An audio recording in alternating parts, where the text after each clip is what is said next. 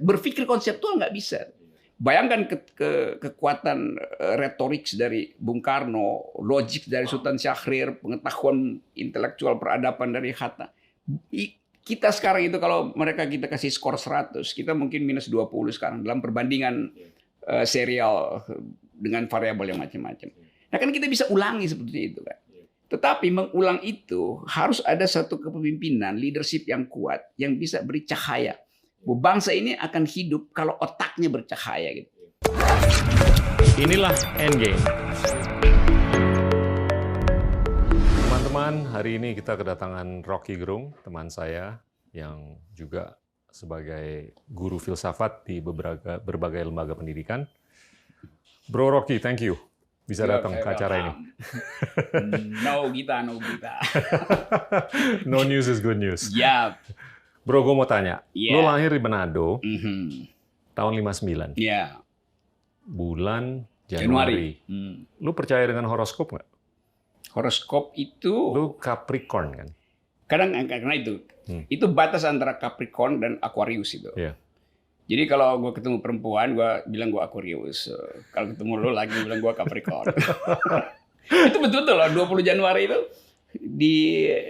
Iya, pas di perbatasan. Perbatasan itu tuh. Oke. Tapi horoskop itu kan udah pernah dikoreksi bahwa sudut paralaks bintang itu sebetulnya kalau kita ukur sekarang dia mungkin deviasi 2-3 derajat. Jadi kalau lu apa misalnya?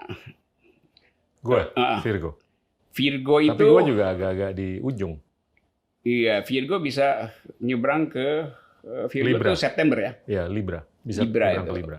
Tapi lu Virgo apa Libra tetap lu Gita Geriawan. Lu lahir di Manado, SD di Manado, terus pindah ke Jakarta umur berapa? Gue pindah gue lulus SMA PSKD 1 terus masuk UI itu. Okay. Cuman ya itu masa remaja PSKD yang di Bulungan. Ya. PSKD. Sini yang di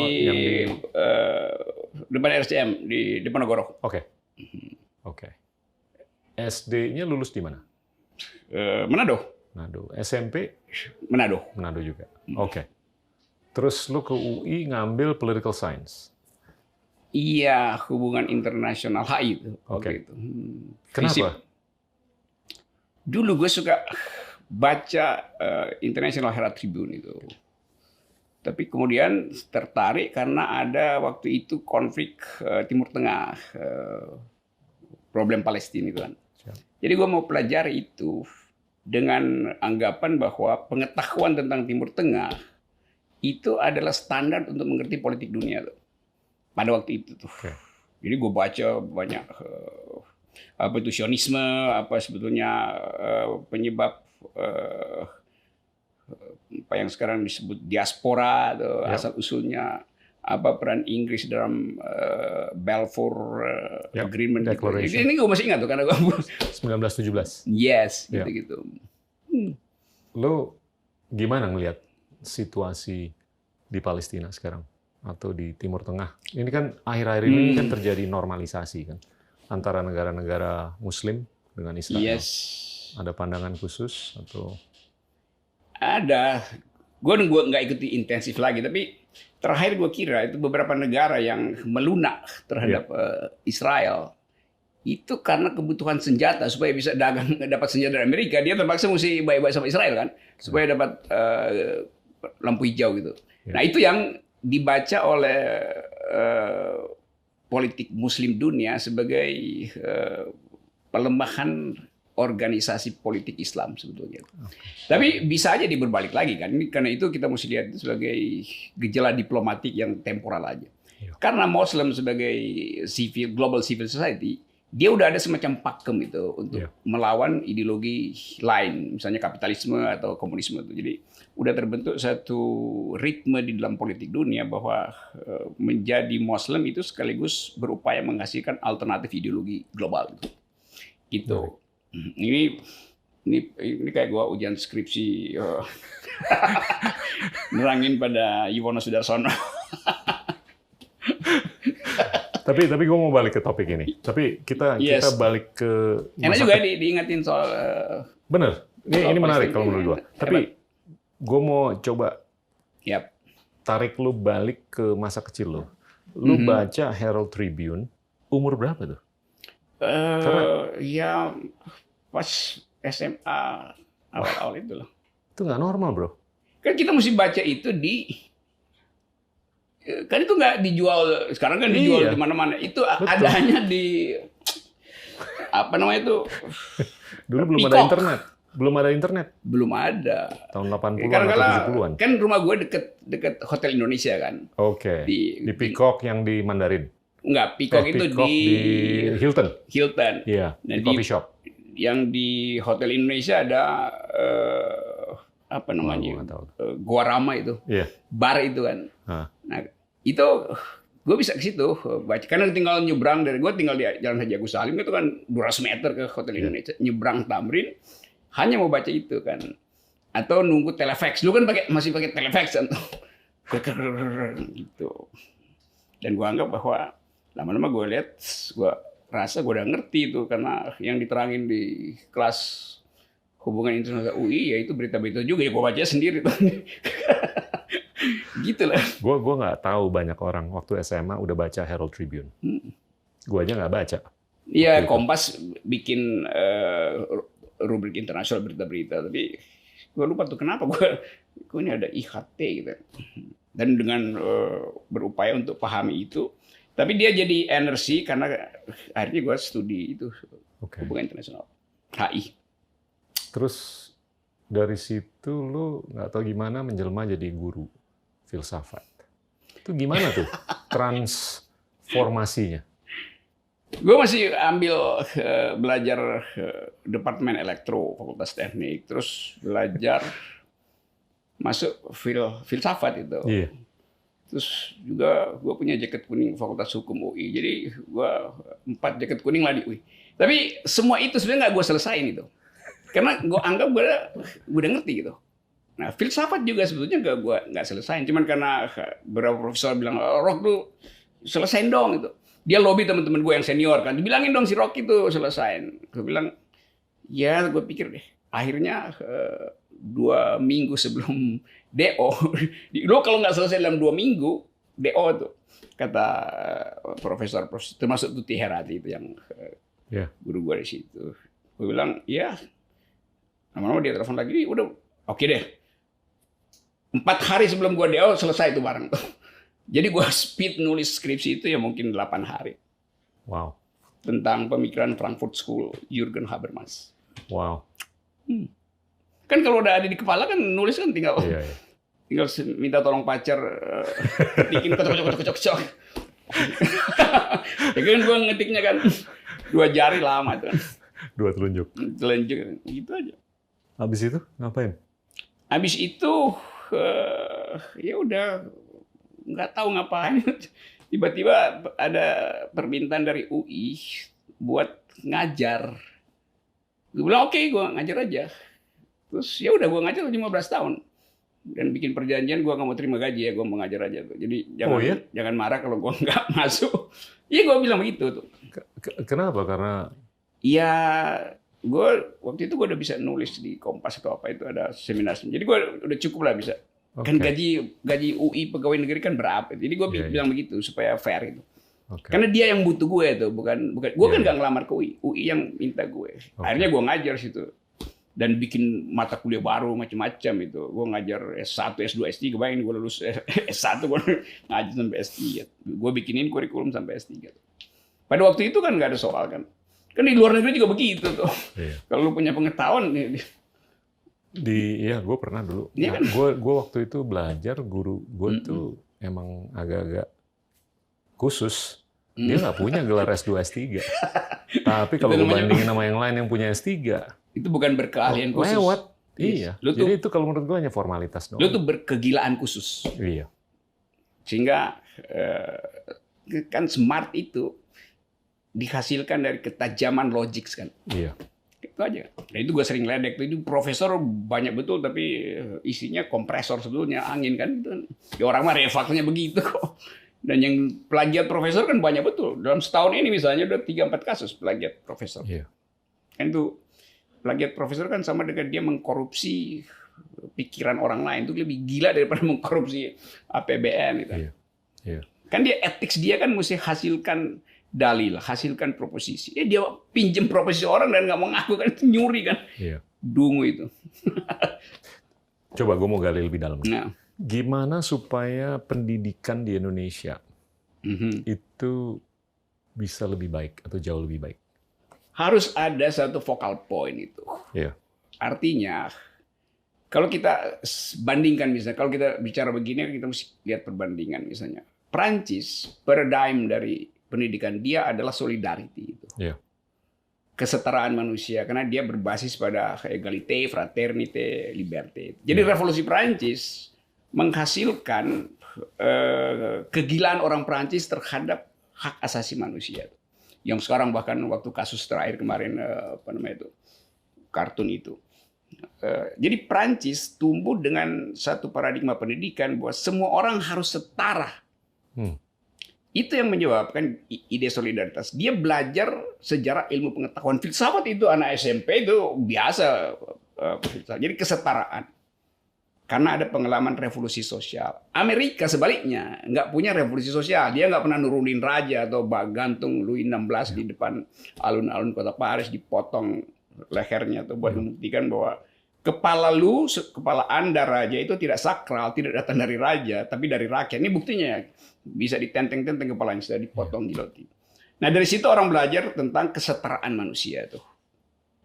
Amerika filosofinya adalah kebebasan manusia, bukan kesetaraan.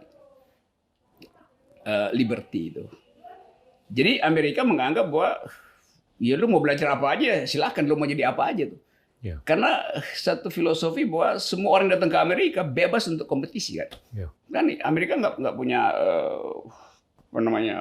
local wisdom yang dibawa. Yeah. Semua orang ada di situ. Apalagi kalau di Los Angeles itu ibu kota dunia, semua ras ada di situ dan semua aktivitas politik bisa dikumpul di situ. Nah kita Indonesia berupaya untuk cari focal point itu. Tapi kita gugup sebetulnya. Yeah. Karena jejak feodalisme kita nggak pernah selesai ketika kemerdekaan kita ucapkan. Tetap carry over yang disebut feodalisme itu. Sampai sekarang feodalisme. Di depan kelas, profesor berdiri di kelas, muridnya diem, nggak mau protes karena takut dia profesor. Nggak begitu di Amerika, ya dia ngangkat tangan aja, nggak, saya nggak setuju Anda profesor. Itu Prancis apalagi itu, debat. Jadi feodalisme masih mencekam sistem pendidikan kita. Jadi itu penghambat utama kita buat maju. Yeah. Tapi kita ada filosofi Tuturi Handayani, Ingarso, Ingma dia bangun Karso di depan memimpin. Tapi itu nggak bisa diimplementasikan. Karena mungkin pada waktu Ki Hajar Dewantara ngomong tentang soal itu, dia membayangkan Plato ngomong di Plato Academy, simposium, di mana dia berdiri di tengah, muridnya mondar-mandir, dialektika jalan gitu. Yeah. Itu nggak ada feodalisme di Yunani, Athena. Jadi gue anggap bahwa kalau Indonesia mau bikin terobosan untuk mengakumulasi IQ, feodalisme ini yang mesti dihilangkan pertama-tama. Yeah. Jadi siapa Menteri Nadiem bisa berpikir apa yang dia sebut merdeka apa, belajar merdeka apa tuh? Merdeka belajar. Merdeka belajar. Iya, tapi itu sebagai soundbite aja.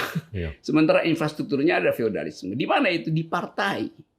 Rapat partai itu kayaknya orang nganggu-nganggu aja kan. Di kabinet. Jadi Nadiem jadi pulau yang agak aneh sendiri tuh ngomong tentang belajar merdeka. Sementara di luarnya itu nggak ada yang disebut kemerdekaan manusia tuh. Untuk mengucapkan pikiran berbeda tuh. Kalau kita balik ya di sejarah. Ini nggak Singapura, nggak Korea Selatan. Mereka kan waktu mulai itu kere banget kan.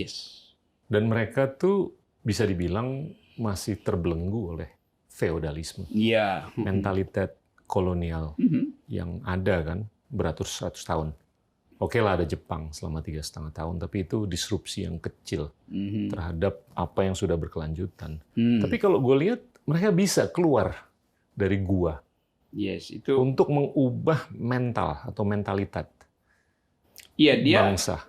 Untuk ini yang terpenting adalah untuk kita bisa lebih cerdas. Coba empirical science, social science kita tingkatkan. Nah itu dalam 5-6 dekade loh kejadian. Apakah unsur keberuntungan bahwasanya ada sosok seperti Lee Kuan Yew atau Park Chung-hee? Iya, itu pertama semacam gerak sejarah yang memaksa Korea Singapura itu yang tadinya dilingkupi oleh yang disebut Asian value. Kan itu Asian value kan tentang culture matters segala macam itu. Yang melihat bahwa kompetisi di Asia itu dimungkinkan kalau fasilitas rasional diinstal ke dalam sistem pendidikan tuh. Nah, inilah yang kita nggak punya tuh. Memang Korea ada masa di mana upaya itu harus ditangani secara agak otoriter itu. Lee Kuan Yew juga begitu. Kemudian timbul istilah beneficial authoritarianism apa segala macam. Tetapi dia menginginkan perubahan itu berlangsung secara institusional. Betul. Karena itu partai-partai kemudian jadi modern juga kan. Betul. Nah, kita gagal itu sebetulnya. Waktu reformasi, kan waktu reformasi gue ikut demo, bawa masuk gue demo di MPR, DPR itu. Waktu itu dalil kita mau sebetulnya revolusi itu. Tapi kata revolusi itu terlalu radikal, maka kita edit menjadi reformasi. Padahal di kepala kita mau revolusi. Karena kalau revolusi itu terjadi perubahan kualitatif itu. Kualitasnya berubah. Reformasi itu cuma perubahan kuantitatif itu. Sehingga waktu reformasi, culture feodal itu carry over ke dalam sistem politik. Carry over lagi dalam sistem pendidikan. Jadi nggak ada gunting yang tajam yang memutus. Kita sering anggap itu local wisdom. Iya, tapi Korea juga local wisdomnya nggak hilang tuh. Jepang nggak hilang tuh. Dia cuman contain local wisdom itu, culture, di dalam wilayah culture. Tapi wilayah birokrasi, betul-betul birokrasi Weberian, bukan lagi patrimonial. Nah, kita birokrasinya tetap patrimonial. Partai politik juga begitu tuh. Dan kan kita bisa baca gejala ini mulai dari rekrutmen anggota DPR, kongres partai yang nggak ada demokrasinya. Itu soalnya kita. Nggak, yang gue lihat sense of urgency untuk merebut benteng itu tinggi sekali. Oke, pakai istilah itu sense of urgency. Tapi sense of urgency untuk membenahi bentengnya, atau bahkan memberikan cahaya yang lebih untuk benteng tersebut yang baru saja direbut, itu kayak lepas tuh, nggak nyambung. Iya, gue juga nangkap itu. Iya kan? Kalau di Singapura, mereka kan ya GDP per kapitanya tuh lebih rendah daripada negara termiskin di Afrika tahun 59. Waktu mereka mulai kan. Sama juga dengan Korea Selatan. Dulu kan stereotip mengenai orang Korea atau Korea Selatan adalah mereka bego sama malas. Iya, tapi sekarang lu ngomong begitu, lu dianggap bego lu. Iya. Nah itu kalau menurut gue karena sense of urgency mereka untuk merebut benteng dan membersihkan benteng. Nah kalau menurut gue sense of urgency kita untuk merebut benteng tuh tinggi banget, tapi sense of urgency untuk mengedepankan pendidikan atau untuk mencerdaskan bangsa. Nah, itu kan tentunya mengandung institutional building. Tapi ini nggak kejadian. Apakah, ya ini hipotesa ya, apakah nggak ada sense of urgency untuk mengedepankan atribut-atribut yang esensial? Kalau ada sense of urgency, gue kasih contoh misalnya, beberapa bulan lalu gue ke Indramayu bikin studi kecil. Gitu. Indramayu itu setelah ada jalan tol, 3 jam kita udah nyampe di situ dari pusat ibu kota. Tetapi angka rata-rata pendidikan orang Indramayu itu 5,5 tahun. Jadi nggak lulus SD. Wow. Yes. Padahal itu cuma 3 jam dari sini. Tapi apa yang kurang di Indramayu misalnya? Indramayu punya pantai yang panjangnya 150 km. Itu sumber protein tuh buat ngisi otak itu. Indramayu punya ada gunung Ciremai di depan situ tuh. Itu sumber cadangan karbon kita buat trading dengan Eropa. Betul. Indramayu adalah resort beras kita tuh. Yeah. Jadi dia punya karbohidrat, dia punya protein ikan, dia punya oksigen di gunung itu. Wow. Dia punya bandara internasional yang dibikin di Majalengka itu. Dan dia punya jalan tol. Tapi 5,6 tahun. Jadi anak itu kemana itu? Iya jadi pengemis di jalan tol. Karena tadi sense of urgency itu tidak diucapkan dengan konsistensi itu. Bupati sih asal ngomong aja tuh calon bupati. Tapi setelah itu dia digerogoti lagi oleh birokrasi yang feodal tadi. Itu betul tuh ya. Direbut Indramayu. Batik Indramayu sekarang nggak ada yang beli di situ karena jalan tolnya itu nggak masuk Indramayu, dia langsung ke Pemalang. Iya. Jadi bagian itu juga kan nggak dipikirkan kan. Iya. Sehingga gapnya buset itu 3 jam dari sini yang Jakarta pusat ibu kota rata-rata pendidikan tinggi di situ rata-rata pendidikan tidak lulus SM 5,6 tahun itu ya tidak lulus SD. Wow. 5,6 tahun. 6 tahun kan SD kan 6 tahun. Wow. Gila. Gue tuh menyayangkan karena kita tuh udah banyak kemajuan, tapi kadang-kadang resiko underperformance, bukan resiko non-performance, tapi resiko underperformance. Kita tuh bisa lebih baik sebetulnya daripada apa yang mencegah kita lakukan. Resiko underperformance iya, itu. Gimana supaya kita bisa mencegah resiko underperformance. Dan ini kalau menurut gue sangat berkorelasi dengan pendidikan, ya kan? Ya lo lihat aja lah kalau ranking-ranking pendidikan untuk sains, pengetahuan bahasa, komunikasi, dan social science pun juga.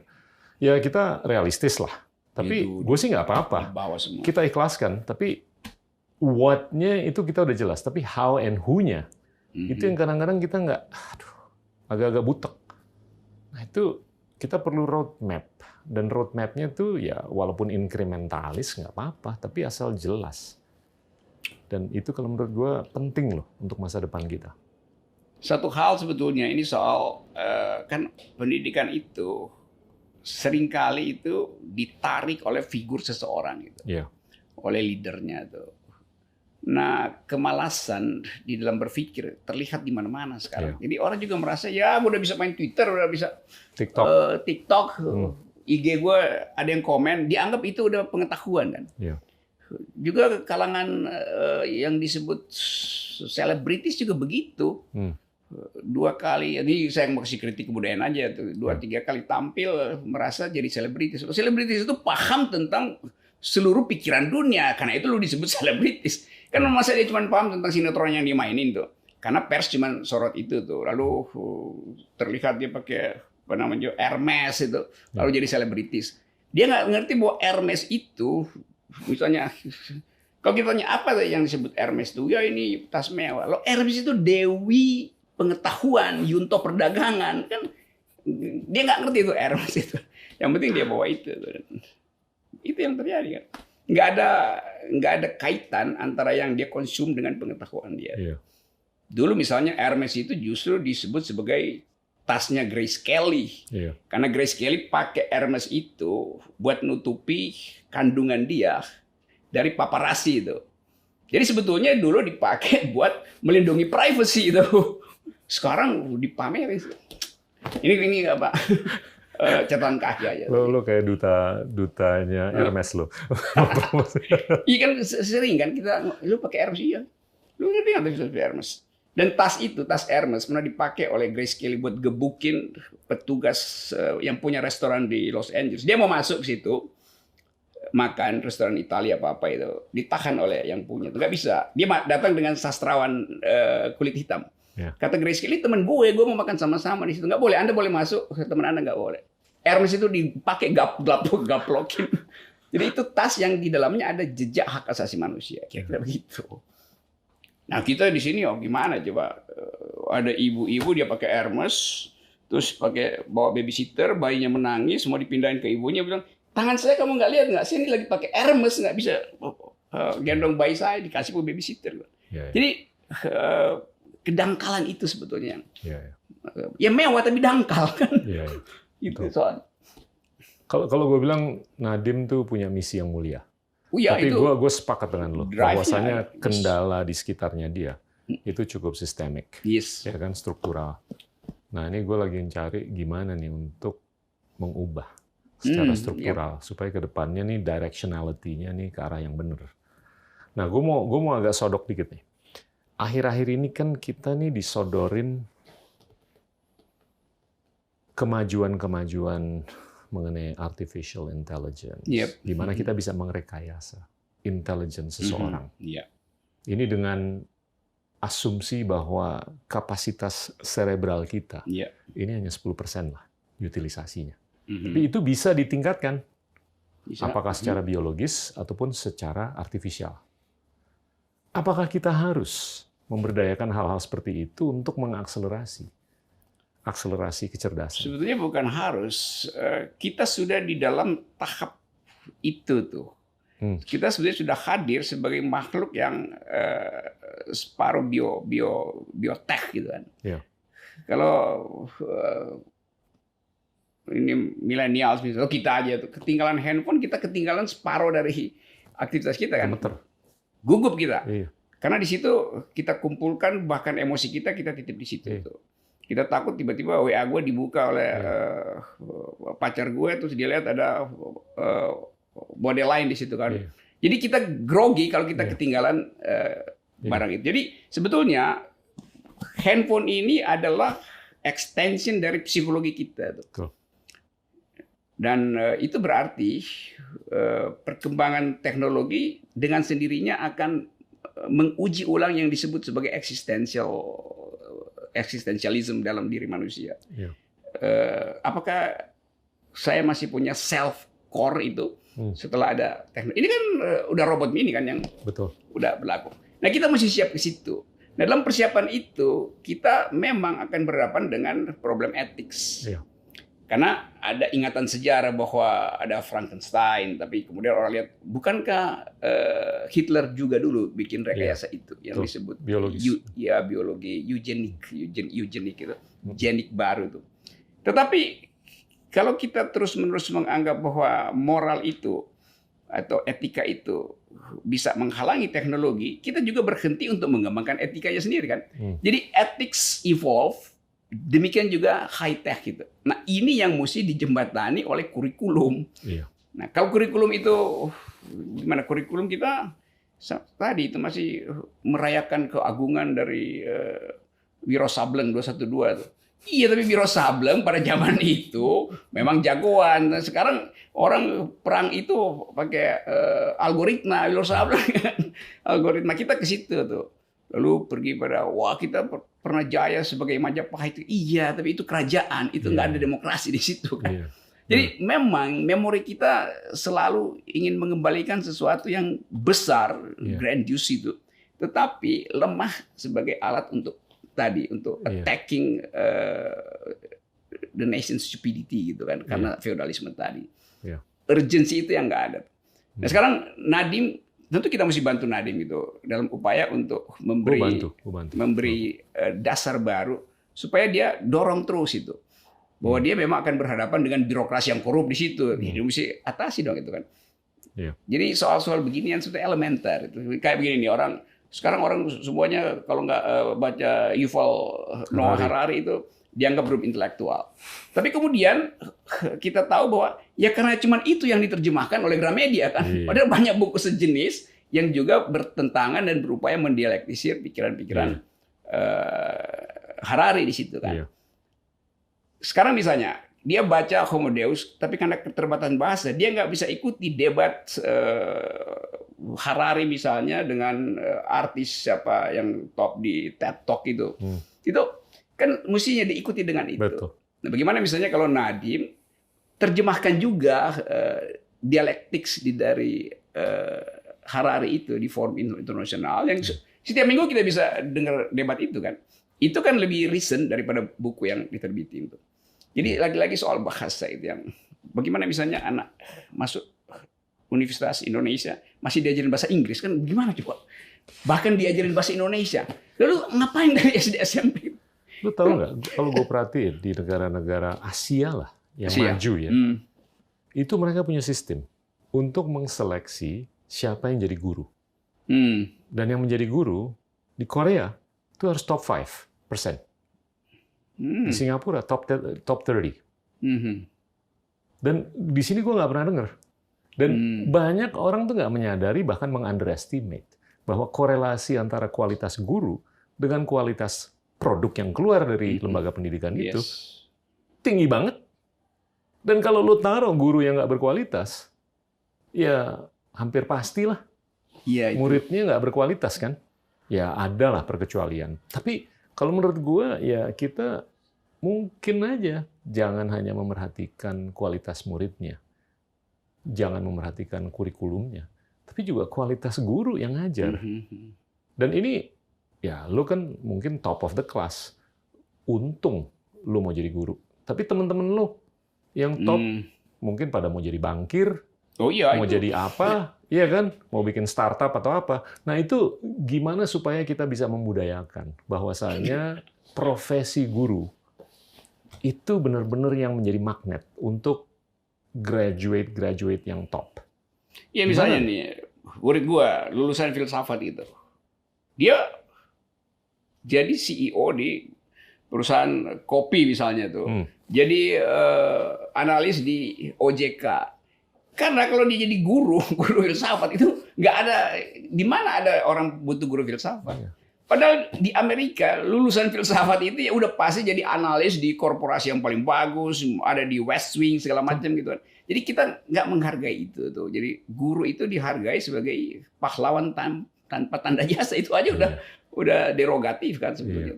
Jadi mestinya guru itu dikasih insentif habis-habisan supaya top 5 itu dihasilkan. Ya, bilang aja guru itu setara dengan komisaris, gue gaji komisaris itu.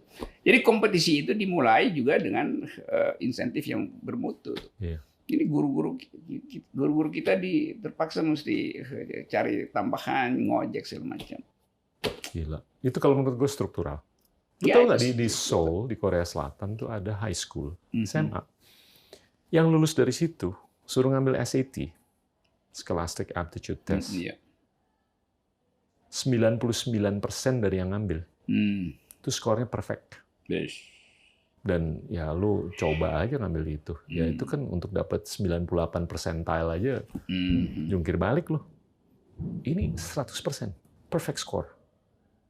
Nah itu sangat berkorelasi dengan kualitas guru dan teaching. Karena dia ciptakan guru itu adalah, jadi institusi keguruan itu kompetitif itu. Di kita yang disebut kompetisi itu di partai kan, ajaib kan. Tapi bro, gini ya, kalau gue lihat, dan gue nggak ngerti mengenai politik seperti lo lah, tapi kalau gue lihat di negara-negara yang maju sekarang, itu sistem politiknya dulu. Yang masuk ke situ tuh bukan berdasarkan vokasi, tapi berdasarkan crusade. Iya kan? Mereka punya misi untuk mengubah bangsa dan negara. Tapi kalau gue lihat di negara-negara yang mungkin kurang maju, itu masuk ke partai politik atau proses politik itu hanya sebagai vokasi. Iya, kita lihat genealoginya ya. Di awal kemerdekaan, pejuang itu sekaligus guru tuh. Iya. Syahrir Hatta, Soekarno bahkan guru, Panglima Sudirman guru, segala macam, Cokroaminoto. Jadi energi dia itu ingin dia kuras untuk satu politics of hope itu. Betul. Ke depan dia bayangkan jembatan sama segala macam itu. Perubahan yang positif. Ya itu ada perubahan kualitatif bangsa ini. Karena dia mengalami sendiri penderitaan masa kolonial tuh. Jadi dendamnya itu dia tumpah ke dalam kurikulum. Maka konstitusi kita dihasilkan oleh debat intelektual yang kuat. Yang nggak bisa kita lihat lagi sekarang. Kita lihat talk show kita itu isinya pendangkalan aja. Yang sana ngoceh, dikasih konsep, marah itu. Tersinggung. Itu yang sering gue bilang, lu dungu amat sih itu. Padahal itu hal yang seharusnya kita ucapkan. Karena ini kan intelektual kan yang beredar di sini. Tetapi pengertian konsep, berpikir konseptual nggak bisa. Bayangkan kekuatan retorik dari Bung Karno, logik dari Sultan Syahrir, pengetahuan intelektual peradaban dari Hatta. Kita sekarang itu kalau kita kasih skor 100, kita mungkin minus 20 sekarang dalam perbandingan serial dengan variabel yang macam-macam. Nah kan kita bisa ulangi seperti itu kan. Tetapi mengulang itu harus ada satu kepemimpinan, leadership yang kuat, yang bisa beri cahaya. Bangsa ini akan hidup kalau otaknya bercahaya gitu. Cahaya itu nggak datang dari kalimat-kalimat pendek pemimpin kita itu. Betul-betul kita nggak tahu ini bikin kalimatnya nggak bisa itu. Apalagi berpikir runtut itu. Jadi desain itu yang ya ini kita ngomong kita dalam upaya kasih gambaran yang gimana supaya ada kemajuan. Ya. Jadi mental fatigue itu udah masuk sebetulnya pada bangsa ini, lalu merasa wah entahlah nanti ada keajaiban. Nggak ada keajaiban itu dibikin itu. Iya. Mental crusade dan logic of criticism itu harus betul-betul dijadikan pandu bagi kurikulum pendidikan. Dan Lo kalau ya ada pepatah lah. Lo kalau if you practice, you get luckier. ya. Tapi if you don't practice, you will never be lucky. Iya kan? Itu. Jadinya mau nggak mau lo harus gigih, lo harus latihan, Iya. dan lo harus ya belajar. Dan ya gue nggak ngelihat ya kalau gue membandingkan diri dengan negara-negara tetangga lah yang lebih sejahtera, lebih berpendidikan dan segalanya. Kalau menurut gue bukan mustahil loh untuk kita bisa melakukan hal-hal yang sama bahkan lebih baik lagi. Dan gue curious deh. Ini gue tetap mau stick ke topik tadi. Yes. Perpanjangan intelligence biologis ataupun artificial. Pemberdayaan hal-hal seperti itu lo ngelihat sebagai keniscayaan atau bonus saja? Sebetulnya kita mesti menunggang pada keniscayaan itu tuh. Karena ini kan satu inevitable di dalam gerak. Teknologi pasti akan eksploitasi sampai detail foton terakhir yang bisa mengaktifkan otak misalnya. Yeah. Lalu kita mesti membayangkan bahwa ya kalau begitu kita nggak perlu lagi lobus frontal itu. Karena lobus frontal bisa diisi dengan chips itu kan. Nah itu justru memungkinkan orang riset tentang cognitive studies kan. Yeah. Tapi di kita itu tidak dilihat sebagai tantangan itu. Kalau otak kita tinggal 50%, emang kenapa itu? Daripada yang 50% itu diisi feodalisme, mending diisi oleh robot kan? Yeah. Begitu kan cara berpikir. Benar. Tetapi selalu ada rasa bahwa kita akan kehilangan identitas kebangsaan itu. Yeah. Ya padahal identitas kebangsaan hanya dimaksudkan untuk memberi api pada pengetahuan. Yeah. Ya kita bangsa gede iya, tapi otak kita kecil ngapain kan? Yeah. Jadi berhalusinasi dengan identitas kebangsaan sambil menutup percakapan intelektual tentang kemajuan teknologi itu. Beberapa orang sih nggak peduli, milenial sekarang mungkin dia nggak peduli, tapi dia nggak ditempatkan di dalam arah oleh si pemimpin itu. Yeah. Satu waktu nanti pemimpin bilang, oke, ini tadi gue baru baca Presiden Jokowi mengatakan, ini kan ada di koran itu, kita harus halangi produk luar negeri itu. Buset, bagaimana mau kompetisi? Karena itu berbahaya tuh. Karena itu di mall-mall harus produk Indonesia didahulukan, produk luar negeri jangan ditaruh di showcase. Lalu bagaimana kita mau tahu bahwa ada perkembangan produk yang dihasilkan oleh teknologi kalau showcase-nya isinya adalah artefak yang sebetulnya kerajinan yang sebetulnya orang kan kita udah tahu kenapa produk kita kan ngapain dipamerin lagi kan? Mestinya produk itu dibawa ke luar negeri itu untuk tambah kebudayaan. Tapi jangan halangi produk asing itu, apalagi permainan teknologi misalnya jangan ditaruh di itu kan agak aneh Pak Jokowi sebetulnya. Gue percaya dengan pengedepanan produk dalam negeri selama itu layak dikonsumsi dan kelayakan itu bisa diukur. Kalau dia udah melewati, ya kan, tahapan kompetisi. Kalau dia memang bisa bertanding dan mengalahkan produk-produk luar negeri, ya oke-oke aja. Itu evolusi aja nanti dia di depan kan. Tapi bukan didorong ke sana, yang ini digeser kan ini soalnya. Yang mungkin yang tidak diinginkan adalah lo pajangin produk dalam negeri nggak seberkenan seperti produk luar negeri dan lebih mahal pula. Nah, itu kan kalau menurut gue membuatkan inefisiensi dalam equation ekonomi dan secara keseluruhan. Itu kalau menurut gue ya mungkin harus dipikirkan lah. Mungkin aja Presiden bicara itu sebagai negarawan, tapi tadi agregatnya itu hilang kan. Di ujungnya itu nol resultantenya. Lain kalau Presiden bilang kita uji produk dalam negeri, produk negeri, dua-dua taruh di showcase tuh. Itu lebih bermutu kalimat itu. Kita ada beberapa narasumber di show ini yang menggunakan metafor atau analogi. Seringkali atau kadang-kadang kita berpikir asing itu invader, bukan investor. Ya kan? Nah, mental seperti itu kalau menurut gue salah parkir. Justru kita harus realistis untuk mengukur kita ini lagi butuh transfer of technology. Dan bahwasanya seorang guru di luar negeri yang bermutu banget, sulit untuk ngajar di sini. Padahal itu jelas untuk kepentingan pendidikan masyarakat luas di Indonesia. Itu nggak masuk akal.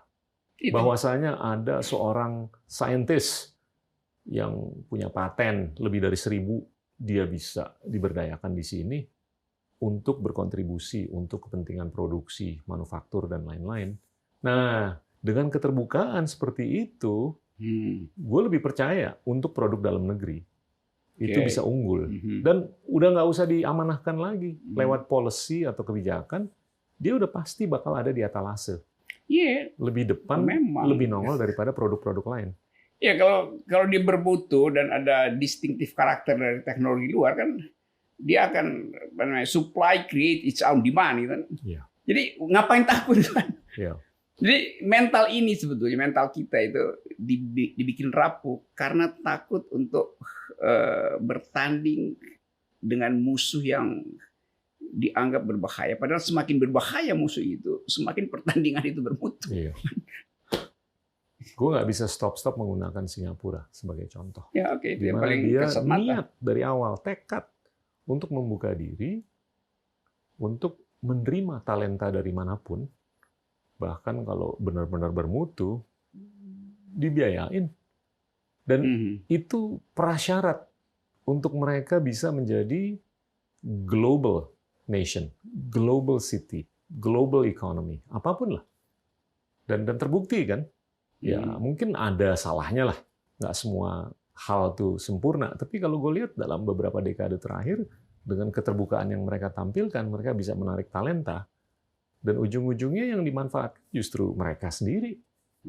Sebagai negara, sebagai bangsa, sebagai masyarakat, dan sebagai komunitas. Dan itu keterbukaan kayak begitu kalau menurut gue harus dibibitkan, disuburkan bahkan di negara seperti Indonesia. Tapi itu struktural, nggak gampang. Sebetulnya arah ke situ kan pernah kita upayakan melalui high-tech-nya Pak Habibie segala macam. Memang waktu itu kita kritik bahwa Habibie menghabiskan anggaran dengan itu. Tapi kalau dia pernah dihitung, kan bisa diteruskan kan sebetulnya. Bagian-bagian yang kan itu persaingan antara teknolog dan ekonomi itu kan. Kalau itu bisa dihitung dan hitungan itu dibawa ke sekarang, jadi orang anggap bahwa oke, masih bisa diteruskan. Tapi itu udah dihilangin cara berpikir itu, link and match segala macam, sehingga orang. Jadi kita ini negeri yang nggak pernah ada file tentang keutuhan kurikulum. Jadi penggal. Begitu ada presiden lain, supaya berbeda dengan presiden sebelumnya, dia ucapin bombastis yang baru kan. Makanya tagline jadi lain gitu. Hanya untuk lain. Padahal sebenarnya basisnya mestinya dia teruskan kan. Jadi itu juga sejarah dendam politik di kita itu yang membuat bangsa ini rapuh itu untuk dapat satu benang merah yang bisa dibaca oleh milenial satu kali dia baca. Dia nggak ragu-ragu, oke, ini paket yang akan saya tempuh supaya dalam 7 tahun ke depan minimal kita udah dapat 80% dari privilege Singapura. Kan gampang. Tapi kalau kita menyebut Singapura nanti dalam bayangan kita, iya kan? Yes. Tapi nggak tahu gimana naluri gue ya. Ya kan lu kan lihat global, lu bisa bikin perbandingan. Iya, dan balik ke pendidikan. Gimana supaya lulusan-lulusan dari sekolah yang terkemuka di Indonesia itu termotivasi untuk jadi guru? Nah, itu perlu dibuat. Ya, secara kesejahteraan terjamin, secara apapun lah terjamin. Ya, dia pasti bakal dapat tawaran kayak dari perusahaan multinasional, dari perusahaan nasional, gaji dan segalanya, paketnya tuh luar biasa. Tapi gimana supaya dia, enggak, gue mau ngajar aja. Karena di sini gue bisa sejahtera, dan gue kayaknya lebih bisa melakukan hal-hal yang lebih mulia. Itu kalau itu bisa dipedomankan dan kejadian, kualitas pendidikan kita tuh bisa lebih baik. Bisa. Maksudnya sekarang sih udah membaik, tapi itu bisa lebih cepat membaiknya. Supaya lebih cepat bikin GWLS, Gita Wirjawan Leadership School. Gue mau ngajar. Kan terpaksa kita mesti ambil inisiatif kan, kalau birokrasi diam. Walaupun studio ini udah banyak produk culture artistik yang kredensialnya ada diakui dunia lah. Film-film yang sebetulnya menginspirasi untuk membuka wawasan tuh. Iya. Yang diproduk dari apa namanya, V-Cinema. Oh, itu namanya udah V-Cinema. Kita bikin film namanya Cahaya dari Timur. Cahaya dari Timur. Aku nonton film itu dulu dan Cerita saya juri final waktu festival di Palembang dan saya jagokan Cahaya dari Timur. Bukan karena gue dari Timur, tapi karena dari segi Gua nggak pernah tahu. kecerdasan untuk melihat celah itu, si aktor itu seolah-olah disodorkan beban untuk mengaktifkan kepercayaan diri, Tuhan. Kan itu energi dari situ. Jadi Cahaya dari Timur itu harusnya jadi cahaya Nusantara tuh, jangan dari timur aja tuh. Jadi gue juri final, jadi gue jagoin itu pada waktu itu. Itu jadi, luar biasa karena ya, dia bisa memproyeksikan cahaya mengenai rekonsiliasi. Ya, gitu ya. Dan rekonsiliasi itu dibuahkan oleh anak-anak muda. Hanya dengan main sepak bola aja. Iya, sepak bola mulai dengan percakapan, tiba-tiba dari timur cahaya terbit.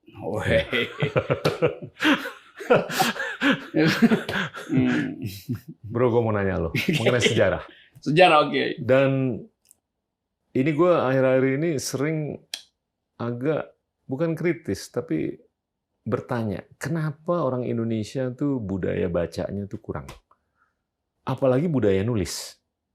Dan gue kalau ke toko buku, itu nyari buku. Kebanyakan yang nulis tuh orang luar negeri mengenai sejarah kita. Ya kalau mengenai urusan luar negeri apalagi. Nah itu kenapa ya? Atau gimana supaya itu bisa berubah? Karena ada persaingan di dalam menentukan yang mana yang namanya sejarah Indonesia. Kan schoolnya kan macam-macam. Ada school Australia, school Ben Anderson, segala macam. Misalnya buku Ricketts tentang Modern Indonesian History itu udah diterjemahkan di sini. Walaupun mesti kita baca pelan-pelan supaya pas dengan aslinya. Tapi dia udah dibantu diterjemahkan itu. Tapi karena dia tebal, itu mungkin 2000 halaman itu. Karena dia revise terus kan. Dia mungkin sampai 2014 masih ada revise edisinya. Kan itu yang mestinya digratiskan pada, kan dibikin PDF. Kan dana kita kan buat pendidikan gede banget kan. Lalu ada perlombaan misalnya mereview buku itu yang ditulis oleh orang lain. Jadi semua orang akhirnya baca itu. Nah kalau si anak SMP, SMA nggak tahu, dia akan paksa ibunya atau bapaknya. Ayah tolong terangin dong apa peristiwa di sini. Jadi ayah juga belajar, ibunya belajar kan. Jadi satu buku itu bisa menghasilkan percakapan. Nah, lepas dari bahwa itu analisis orang luar. Juga banyak buku bagus yang akhirnya dilarang karena dianggap buku berbahaya bagi pikiran. Misalnya Madilog dari Tan Malaka yang kaya dengan logik, kaya dengan satire itu. Sekarang orang nggak cuman ya Tan Malaka itu siapa itu. PDF-nya masih beredar, tapi kalau orang kelihatan membaca nanti ditegur, itu bahaya loh, itu buku kiri loh. Jadi atau misalnya Syekh Siti Jenar, memang itu kasus yang spektakuler kan, menentukan kenapa Syekh Siti Jenar mengambil risiko untuk menganggap dia sedang naik ke tarekat untuk mencapai kesempurnaan rohani itu. Kita mesti lihat dalam sejarah Indonesia apa yang terjadi sehingga Syekh Siti Jenar akhirnya dibunuh itu. Dan kita nggak usah bilang bahwa pembunuhan itu, tapi di dalam politik Indonesia ada keadaan di mana persaingan pikiran menghasilkan kekerasan. Itu kita belajar kan. Nelson Mandela misalnya tuh. Kan bisa dijadikan semacam tokoh fiktif yang kemudian orang dipaksa dalam pandemi ini membayangkan keadaan Mandela waktu di penjara, buku apa aja yang dia baca tuh. Mengapa dia tahan untuk terus menghadapi rasisme di situ tuh. Kan itu spirit. Nah itu pentingnya tadi kalau guru-gurunya bermutu tadi yang 5 top itu. Jadi dia bisa kaitin seluruh pengetahuan dunia supaya si anak itu terangsang untuk berpikir kembali. Gila loh dengan anggaran pendidikan 400 sampai 500 triliun per tahun. 500 triliun ya. Was. Itu lu bisa kan sisihin seberapapun lah untuk memastikan lulusan-lulusan yang top 5% kayak 10% kayak 20%, itu benar-benar mau ngajar. Terus bisa juga dipakai untuk menopang kepentingan orang menulis buku. Problemnya kan, lu kalau di luar negeri, lu mau nulis buku, ide lu keren banget, lu datang ke publisher, dia, wah ini keren banget nih, $10.000. Lu drop deh apapun yang lu lagi kerjain sekarang, Ya, lu bikin draftnya dalam 3 bulan. Di sini lu ada ide yang keren banget, lu datang ke siapapun, mana mau dia ngeluarin $10.000. Nah, itu mungkin sebagian dari 500 triliun itu bisa disisihkan untuk memicu proses nulis oleh orang-orang yang brilian di Indonesia. Karena mau nggak mau lah, mereka harus bukan hanya berkarya, tapi bersejahtera. Nah, itu menurut gue bisa tuh kalau dipedomankan hal-hal seperti itu. Kan ini perlu satu pertemuan simposium kecil aja, tapi serius ngurus beginian. Jadi wah, milenial kan juga ingin agak dikait-kaitin supaya dia tahu apa sebetulnya yang terjadi di dunia, apa hubungannya dengan tokoh-tokoh kita itu. Orang kagum misalnya dengan Katy Melua itu, penyanyi remaja yang tiba-tiba melejit di Inggris. Misalnya judul lagunya itu 9,000 bicycle in Beijing segala macam. Itu kan menimbulkan kok dia bisa create itu. Imajinasi. Apalagi kalau atau kita bilang tahu nggak kalian bahwa Katy Melua itu di umur mungkin 15-16 tahun dia udah nyanyi di depan ulang tahun Nelson Mandela. Jadi si milenial ini sambil dia apresiasi pada selebritis yang jadi fans dia, Katy Melua, dihubungkan dengan Mandela. Maka si milenial, oh iya ya, kita juga mesti baca Nelson Mandela kan itu cuman kemampuan untuk menghubungkan. Kalau ada the best five yang dalam pengertian best five bisa best 10 segala macam. Tapi tetap ada elite yang memikirkan itu. Guru sebagai elite peradaban. Gitu. Wow. Gue sih ngelihat ya, Western civilization selama 200 tahun terakhir, itu keunggulan mereka adalah untuk bisa mencatat ilmu, pengetahuan, dan menurunkan. Dan dalam proses pencatatan dan penurunan, itu peer review-nya keren banget. Jadi ada itu peer review memicu critical thinking kan, dikritik terus kan, tulisan lo, aduh grammarnya salah, substansinya salah, ini salah parkir, kurang koma, kurang ini, kurang itu, semakin sempurna kan, tapi itu tercatat dan itu diturunkan ke generasi berikutnya. Nah itu yang sering gua kritik. Ngapain sih UI misalnya mesti ada target yang lulus berapa itu? Ngapain? Sehingga ya akhirnya dilulusin kan supaya Scopus apa nilai kita pernah meluluskan sekian. Tapi gua tahu itu yang lulus itu dipaksa buat lulus hanya untuk gengsi UI misalnya. Kita pernah meluluskan, iya bukan itu. Bilang aja kita tidak meluluskan mereka yang dungu, kita hanya meluluskan 10%, justru supaya orang tahu oke, berarti ada tapisan kualitas yang luar biasa di universitas negeri. Universitas negeri itu udah mahasiswa negeri itu, mahasiswa umumnya, kalau dia nggak masuk kelompok studi itu bego juga. Jadi justru dia belajar di kelompok lain, seniornya yang organisir kelompok-kelompok itu kan. Itu sebetulnya pusat kebudayaan juga, yang mestinya negara ada satu pusat kebudayaan yang jadi acuan itu. Kalau sekarang pusat kebudayaan apa? Ada namanya visi nama itu pusat kebudayaan untuk mencari ilham dengan inspirasi dengan debat yang kuat untuk menghasilkan skenario tuh, bahkan kalimatnya kita mesti gimana kalau kalimat di dalam skenario itu dirubah dari aktif jadi kalimat pasif, mungkin lebih menggoda kalimat itu kan, itu maksudnya kan pembicaraan kan. Itu kaya tuh. Yes, kaya. Gue lagi mikir, gue kan sekarang ngajar. Gue lagi mikir, ya kayaknya nasib lu akan jadi pengajar. Kayaknya sih situ. Dan gue nggak keberatan, itu mulia banget kan. Dan gue lagi mikir-mikir. Gantian gue yang berhenti ngajar, gue jalanin bisnis gitu. Gimana? Nggak, kenapa nggak gue bikin murid gue suruh nulis buku aja? Iya kan, satu kelas ada berapa puluh, 40, 50 orang. Oke, lu udah gue ajarin, akhir semester ini lu harus selesaiin buku. 5 orang ini chapter 1, 5 orang ini chapter 2. Oh, nanti gue bisa jadi mentor lah untuk setiap chapter. Itu keren. Artinya Iya kan? dia akan terus-menerus terlibat dalam pembicaraan karena ditugasin. Maka satu semester itu pembicaraannya adalah buku, referensi, fact baru, segala macam. Wah itu, maksudnya bilang sama Nadiem begini mestinya kurikulum saat pandemi. SMA, SMP, dibikin 5 grup, bikin buku ya kalian. Nanti akan ada tutor. Gue misalnya jadi volunteer, lu jadi volunteer di satu SD untuk 5 grup itu. Jadi kita bisa terlibat di situ kan. Top. Kan itu mestinya tuh ide di dalam keadaan krisis pandemi. Bukan pakai kurikulum biasa tapi di rumah. Ya orang bosan juga di sekolah kurikulum yang sama. Gitu. Ini kan cuma soal tipping point gitu. Dan yang lebih ngeri lagi adalah stunting di Indonesia. Dan gue percaya banget lah pembentukan otak itu terjadi hanya sampai lu umur 9 tahun. Iya, formative years. Jadi kalau udah bablas, ya udah selesai. Lu nggak bisa ngapa-ngapain lagi lah. Maksudnya ada kemajuan, tapi lebih eksponensial kalau lu bisa didik lebih bermutu sebelum umur 9 tahun. Jadi primary education tuh penting banget loh menurut gua.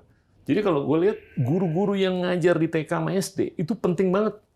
Harus berkualitas. Ya bukan berarti SMP, SMA, universitas kagak ya. Kan itu memang intinya itu yang gue terangin tadi, Indramayu itu stuntingnya itu paling tinggi di Jawa tuh. Padahal tuh ada ikan di situ, ada beras, ada oksigen, kok bisa stunting? Jadi ada policy tadi yang nggak nyambung. Sekarang dibikin jalan tol, itu polusi jadi banyak, kan mesti dipikirin kan. Jadi stunting tuh gila di situ. Prostitut, wow itu terus menerus. Karena dia nggak punya kemampuan lain selain prostitusi. Jadi kita mau lihat satu paket yang bisa jadi shaping ideas untuk membangun ulang bangsa ini, dan kayak percakapan begini kan mesti diperbanyak sebetulnya.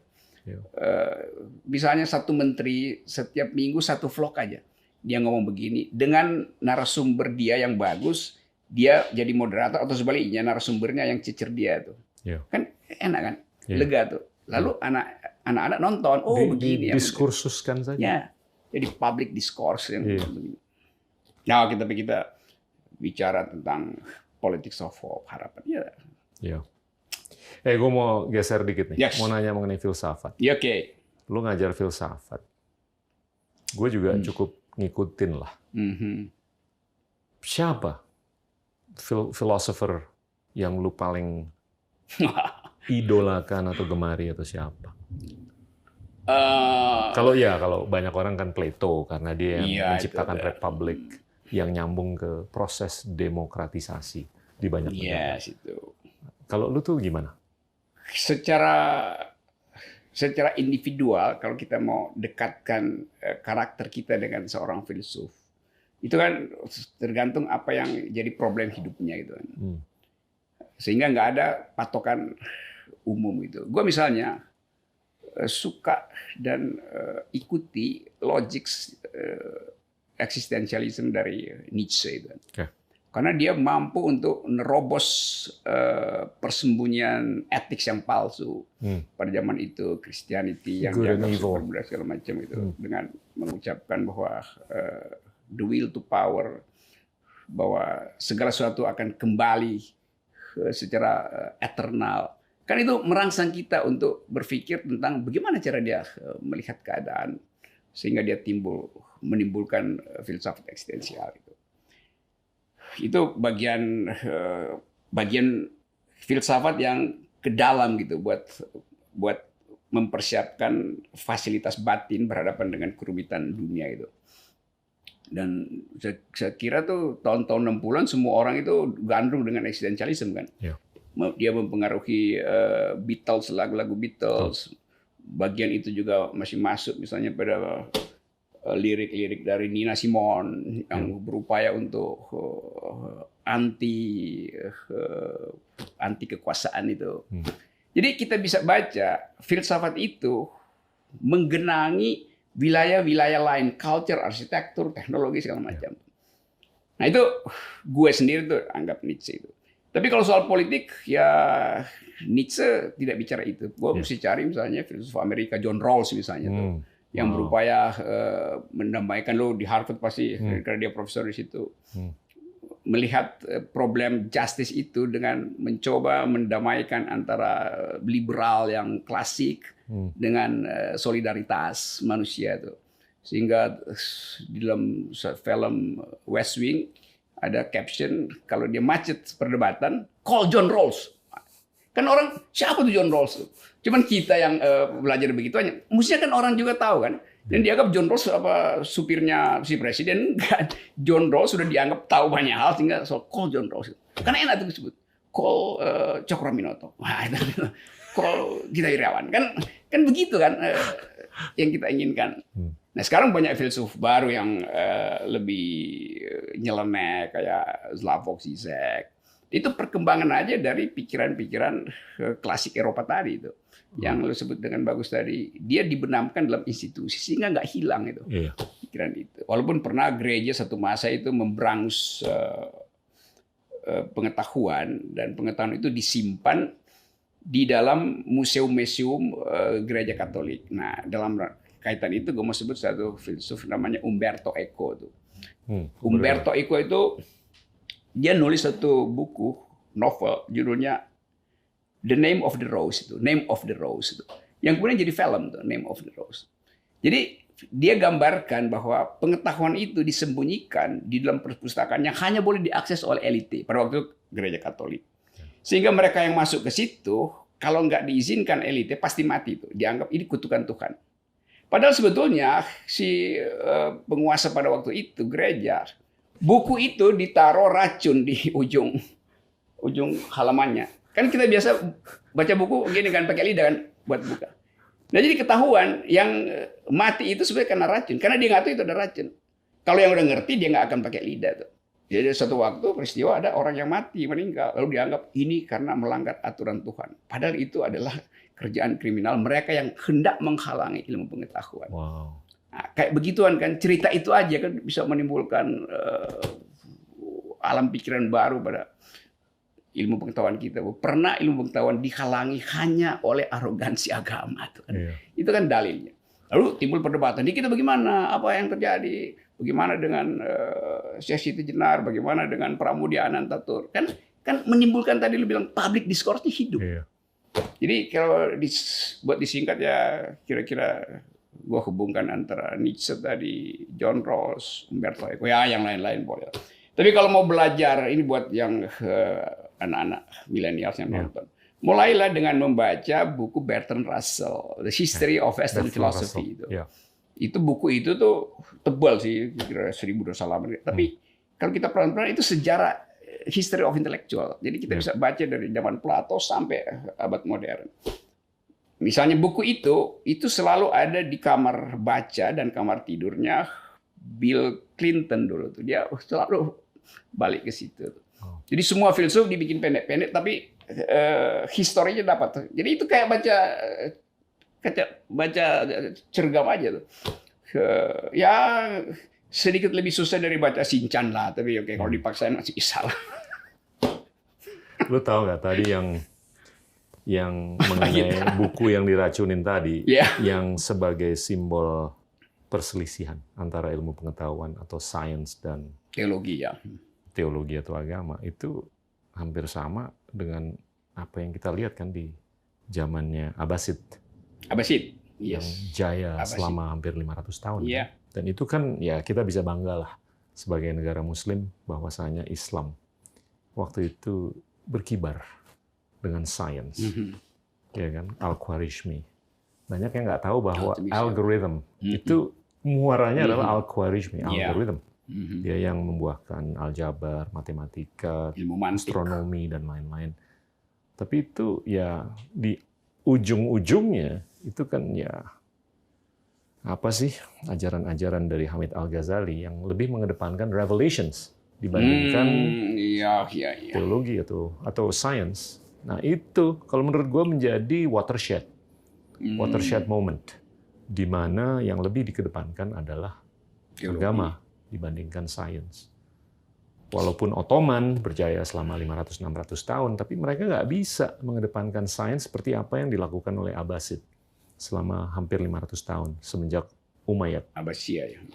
Ya, semenjak itu. Nabi meninggal kan Umayyad berkuasa 90 tahun, terus Abbasid hampir 500 tahun. Nah itu gue ngelihat gile. Terus ya Hulagukan, nyerang Baghdad di abad ke-13 kan, 1253 atau apa. Itu jadi tipping point, di mana Islam itu nggak merangkul dan mengedepankan sains seperti apa yang kita mungkin bisa harapkan. Iya, itu 700 tahun terakhir. baca sejarah itu. Kan memang pikiran pengetahuan Barat itu, karena disembunyikan oleh gereja selama 1000-1500 tahun, itu kemudian hilang referensinya. Itu ada banyak yang dibakar juga. Tapi beberapa buku dasar Plato, Aristoteles, Hippocrates itu diselamatkan dan kemudian dibawa ke negeri Arab. Jadi diterjemahkan sebenarnya bahasa Arab, kemudian diterjemahkan ulang ke bahasa Inggris itu. Ya, Jadi Alexander kan muridnya Aristotle. Dia yang bawa ke Persia. Dibawa ke situ. Jadi peradaban sebetulnya nggak putus, justru karena ada intelektual Arab waktu itu yang tertarik pada ilmu pengetahuan. Betul. Nah, kemudian memang ada debat mana yang lebih penting, wahyu atau akal gitu kan. Al-Ghazali menganggap oke, kita agungkan wahyu. Pikiran-pikiran akal itu hanya boleh untuk mengecek, bukan diunggulkan. Nah, sebagian menganggap bahwa enggak, mesti akal yang didahulukan, namanya filsafat apa itu. Jadi kita sebetulnya bisa terangkan itu sebagai problem dalam sejarah pengetahuan. Kita nggak perlu terlibat dalam dilema itu kan. Nah, kita kadang-kala menganggap kalau masuk wilayah itu nanti soal agama dibawa, bukan. Ini sejarah, jadi secara fakta kita mesti percakapkan. Nah, ini mestinya juga masuk dalam kurikulum, membicarakan bagaimana ilmu pengetahuan bertumbuh dan bagaimana dia dihalangi gitu. Kan itu enak kalau bicara itu kan. Tapi guru itu, balik kepada guru, dia mesti punya perspektif yang makroskopis sekaligus tebal kritisismenya. Supaya dia nggak mempromosikan sesuatu. Ya. Ahli fisika yang paling terkenal aja, Albert Einstein, dia yang mengatakan bahwasanya eksistensi alam semesta itu bukan suatu coincidence. Itu kan spiritualis. Jadinya dia justru mengamalgamasikan eksistensi religi dengan sains. Dan menurut gue sih dia justru sangat percaya dengan eksistensi Tuhan yang Maha Kuasa. Dan itu nggak ada alasan untuk kita bisa mengedepankan sains selama kita beragama. Itu terjadi. Stephen Hawking juga mengalami hal semacam. Jadi begitu dia maksimalkan daya pikir logiknya, akhirnya dia tiba pada semacam kekosongan itu. Nah, kekosongan itu dia mesti jawab itu. Agama memberi fasilitas itu sebagai pengalaman spiritual. Jadi berilmu juga adalah pengalaman spiritual. Kan kita diajarkan seolah-olah anak teknik nggak boleh belajar filsafat gitu. Anak filsafat jangan sentuh-sentuh matematik. Padahal ilmu itu satu kandungan dari dulu, yaitu keinginan untuk menerangkan sekaligus mengagumi gitu. Fascinating sesuatu sekaligus menggetarkan, tremendum. Ya, itu sebetulnya yang paling bagus di dalam ungkapan Immanuel Kant, filsuf Immanuel Kant. Dia bilang bahwa manusia itu berjalan dengan bintang di atasnya dan moral di hatinya tuh. Kan dituntun oleh bintang sebagai simbol pengetahuan dan kata hati untuk memberi semacam wake up call. Lu sebetulnya ada tanggung jawab etis kan itu kan filosofi pendidikan yang sebetulnya bisa kita pakai aja, semua orang kan bisa cara itu. Kalau Descartes gimana menurut lo? Descartes itu satu periode I think, therefore I am. Cogito ergo sum. Kalau kita sekarang coitus ergo sum. Aku coitus maka aku ada. Nah, kita sekarang mengalami hal yang nggak begitu gitu. Kan Descartes mau berupaya untuk memberi titik balik dari teologi ke rasionalitas. Tapi dia tahu bahwa kalau dia lakukan revolusi langsung ke rasionalitas, maka dia akan diganggu oleh aristokrasi teologi ini kan. Jadi dia masih kasih kesempatan untuk berpikir bagian teokratis, tapi itu dia tunda ke belakang. Dia tetap firm untuk mengatakan bahwa pengetahuan hanya bisa mulai kalau ada keraguan-raguan itu. Karena itu disebut cogito ergo. Jadi sebenarnya bukan aku berpikir aku ada. Yang berpikir itu, yang meragukan itu, yang ada. Jadi keraguan selalu menandakan dia sedang berpikir, eksis gitu. Nah, frasa itu kalau gue lihat di Instagram atau Twitter itu diucapin terus, tapi nggak ada yang ngerti sebenarnya apa maksudnya. Cogito ergo sum kan itu kalau kita karena konsumo ergo sum, kita konsumsi maka kita ada kan, jadi begitu kan. Padahal sebenarnya kita berpikir. Yang terjadi di kita pamer konsumi. Konsumo ergo sum, aku mengkonsumsi maka aku ada. Gimana kita, bro? Kita ngobrol masa depan nih sekarang. Wow. Ya kan, kita udah ngobrol masa lalu. Lu ngeliat Indonesia, gila, pembicaraan kita ini 2045 gimana? Ada orang menganggap bahwa 2045 Indonesia itu akan ditagih otaknya oleh millennials yang menganggap bahwa kalian generasi tidak membekali kami untuk bertanding di era robotics, di era yang disebut sebagai Sibion itu, cybernetic, Sibion, cybernetic, biology, ontologi. Singularity. Iya, oke. Jadi penyatuan antara biological science sama artificial intelligence, ya. Nah, kita ada dalam kegamangan hari ini nih. Karena itu perlu selain infrastruktur hardware, tapi kita mesti mulai dengan menginstall itu ke dalam pikiran anggota DPR sebetulnya. Saya lihat itu. Karena dia yang akan bikin regulasi. Jadi bahayanya begitu kan. Nah, sekarang kita bicara tentang 4.0 teknologi itu. Yang sering gue kritik, iya, tapi yang ngomong itu 0.4 otaknya tuh. Karena dia cuma ingin membayangkan tuh. Jejak ke arah itu dia nggak lakukan. Bisa nggak kita lakukan? Bisa. Kalau kita import yang lu sebut tadi itu, expert line, install. Kalau begitu lakukan aja kan dari sekarang. Jadi daripada tertinggal, udah ambil aja ahli-ahli itu ngajar di kita dan kita jadikan itu sebagai bagian dari upaya untuk menghasilkan 100 tahun Indonesia. Itu bisa gagal 100 tahun Indonesia kalau orang ragu tuh. Ya anggaran bisa dihitung, tapi misalnya dana abadi untuk menghasilkan masyarakat yang I do speak robotics misalnya. Itu dana abadi aja, jangan diganggu-ganggu. Jangan diambil dari dana haji atau dana miras, dari dana abadi untuk menghasilkan a new kind of Indonesia gitu kan. Gue suka-suka aja begituan tuh. Ini soal. Oke, ini ujung-ujungnya perlu proses politik kan. Iya, emang itu. Nah, gimana supaya yang masuk ke politik itu adalah orang-orang yang top? Udah kita tapis mulai sekarang, kita undang satu-satu potensi, kita masukin di podcastnya. Tadi kan kita udah ngomong gimana orang-orang yang top dari lembaga pendidikan mau jadi guru, ya kan? Terus mau ikut ke proses politik untuk sekarang soalnya perbaikan. Insentif apa yang bisa diberikan oleh partai supaya mereka yang masuk ke partai itu tidak berebut jadi ujung-ujungnya kesejahteraan, iya kan? Tapi tinggal kita pastiin aja duitnya ini datang dari sumber yang oke. Iya, kan? Itu yang mesti kan ini soal kurikulum di partai. Kalau nggak ada kurikulum kayak begini yang kita bicara, ini kan semua kurikulum yang mestinya diadopsi oleh partai politik. Supaya anggota partai politik nanti dia tahu bahwa dia tidak berminat untuk masuk di komisi anggaran. Kan kebanyakan kan di Banggar, badan anggaran, buat ngintip duit doang kan. Jadi dari awal partai itu mesti dikaitkan dengan, kalau presiden bilang visi 2040, ya tapi apa visinya itu? Sebutin aja tuh. Meningkatkan IQ nasional 3 kali lipat misalnya. Jadi jelas ada ukurannya gitu.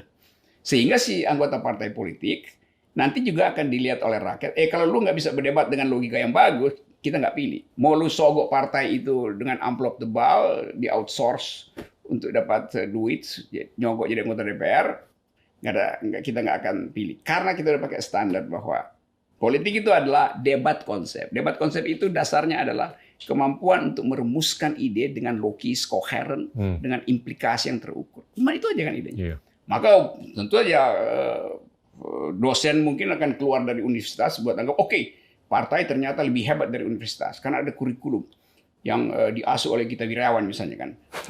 Itu buat desain Rocky logic Gerung. dalam bisnis itu. Yang itu sebetulnya kan.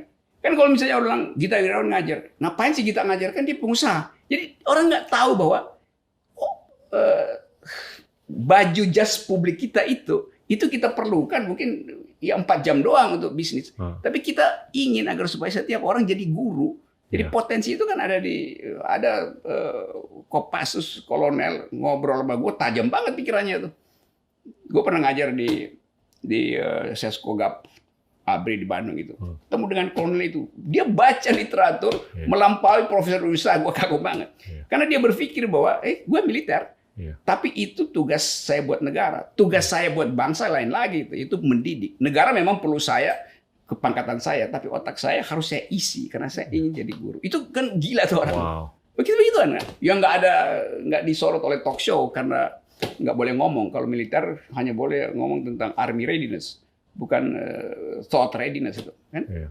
Gitu-gitu. Banyak sebetulnya tuh potensi itu. Yang mesti dibaca dengan drone yang bersih, bukan drone tukar tambah korupsi kan. Lu sering ngomong mengenai bernalar, ya kan?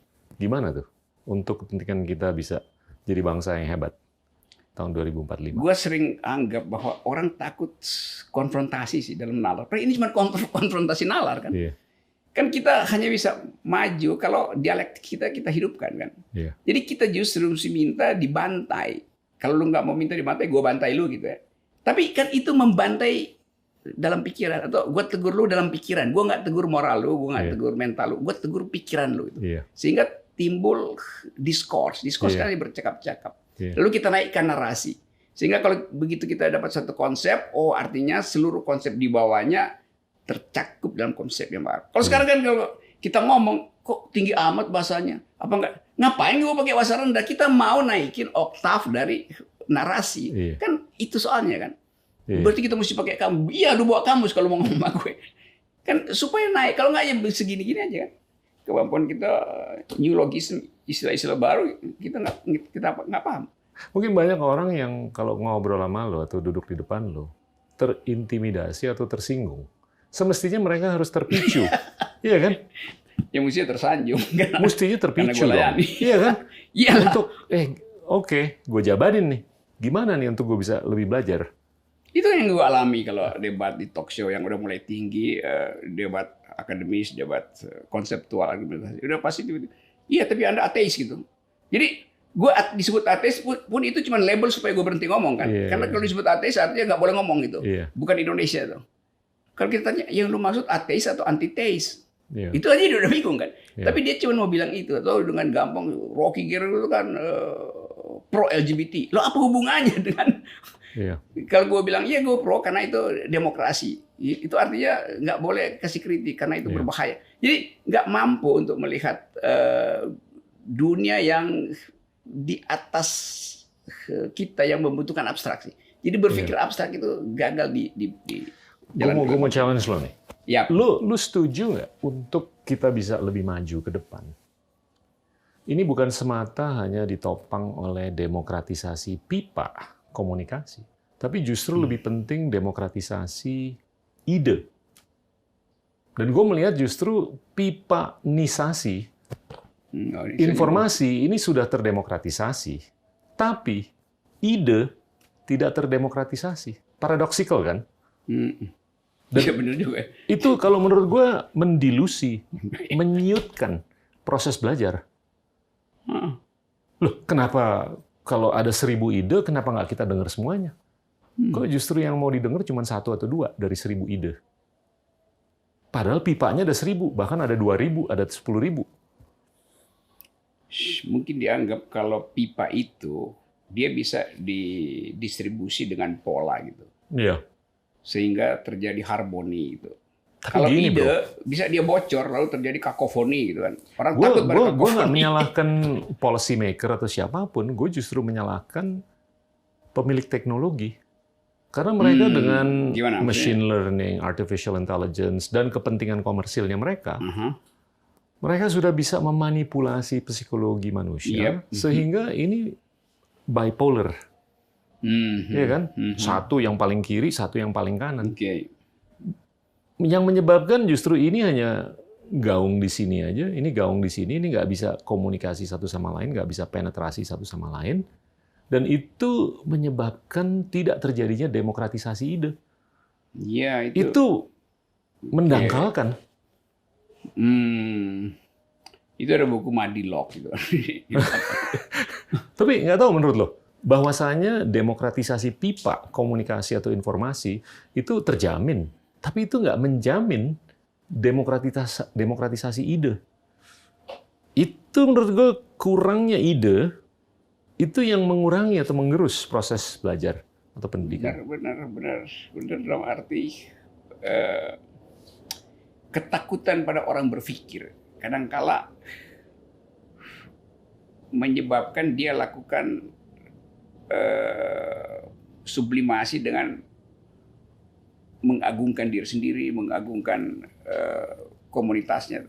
Jadi takut menghadapi pikiran, diatasi dengan menaikkan status sosial, menaikkan status ekonomi, menaikkan status ras, menaikkan status kesolehan, bahkan dinaikkan. Hanya karena takut berhadapan dengan pikiran. Jadi pipanisasi pada informasi bagus tadi, tapi idenya justru ada di pipa-pipa berkarat itu. Mampet. Pipanya ada 2.000, idenya ada 1.000. Tapi kebanyakan pipa-pipa ini karat atau mungkin diakalin ini supaya. Gue pikir nih satu topik baru nih buat gue tertarik ini.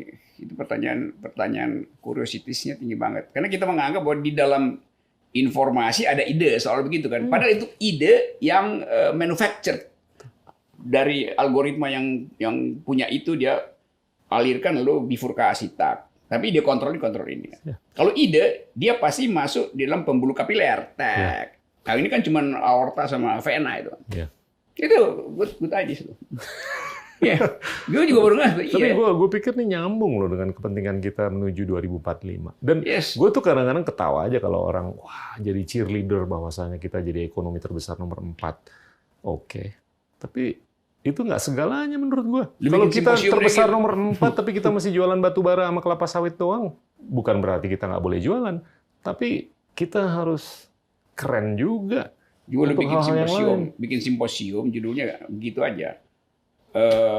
Lancar info, mampet ide. Gitu kan. Itu serius. Jadi undang profesor. Lo benar ini. Gue pakai nama yang gampang diingat tuh kan webinar sekarang pakai begituan kayaknya gampang. Lancar info, mampet ide tuh. Gitu. Jangan disebut ini soal pipa, ini bukan soal gorong-gorong ya, nanti lain lagi interpretasi orang kan. Ini yang terakhir nih, Bro. Yang terakhir. Oke, gitu. Ini gue udah nanya beberapa narasumber gue mengenai apakah lebih baik kalau kita tuh tidak semultipartai seperti sekarang. Memang. Untuk berdemokrasi dengan sehat. Gue juga setuju itu tuh bahwa, tapi gue masih kasih catatan kaki dulu ya. Waktu kita milih jadi multipartai itu karena didorong oleh kondisi monopartai Orde Baru tuh. Jadi seolah-olah. Oke lah, itu nggak bener lah. Gue setuju. Jadi seolah-olah jawaban terhadap otoritarianisme adalah multipartai. Oke. Tapi waktu itu gue termasuk yang menganggap multipartai itu kalau dicicil itu mungkin secara evolusi akan bagus aja tuh. Tetapi kalau dia dibuka pada waktu itu, sementara mental tadi gue terangin itu mental feodal, mental mumpungis masih masuk di situ, nggak ada gunanya multipartai. Karena itu jadi lahan orang beli tiket doang. Kompetisi di situ kompetisi palsu kan, dianggap multipartai kompetitif. Iya, tapi itu kompetisi palsu karena di belakang setiap partai ada oligarki, ada plutokrat itu, ada vested interest community gitu. Sehingga nggak jalan sebetulnya sistem multipartai kita. Itu yang terjadi sekarang. Nah akibatnya dia mau pasang threshold sekarang. Bagaimana multipartai tapi pasang threshold? Kan bertentangan kan akhirnya. Kalau begitu bikin aja tadi saluran pipa yang nanti akan berujung pada 2 partai. Tetapi saluran itu mesti dihasilkan oleh diskursus yang dalam. Bukan tiba-tiba DPR ajukan kita 2, tapi mesti mulai dengan begini, bisa ajak talk show sehingga orang ngerti bahwa ujung 2 partai itu adalah temuan pragmatik setelah ada diskursus yang berkualitas kan. Iya. Wah, nggak ada soal itu. Jadi proses menuju dua partai itu yang harusnya mulai dihasilkan sekarang. Nah kalau sekarang mestinya orang bicara itu, tapi yang terjadi bukan itu yang orang bicarain. 3 periode presiden, kan itu yang mesti dibicarakan kan. Jadi nurun juga. Problemnya bukan 3 periode, tapi sistem rekrutmen kita yang menghasilkan para oportunis di dalam partai politik. Gitu. Ini udah juga simposium kedua yang begini nih. Multi atau dui. Gue terpanggil nih. Lu semakin banyak ngomong, gue semakin banyak pertanyaan. Karena lu semakin banyak nyecer.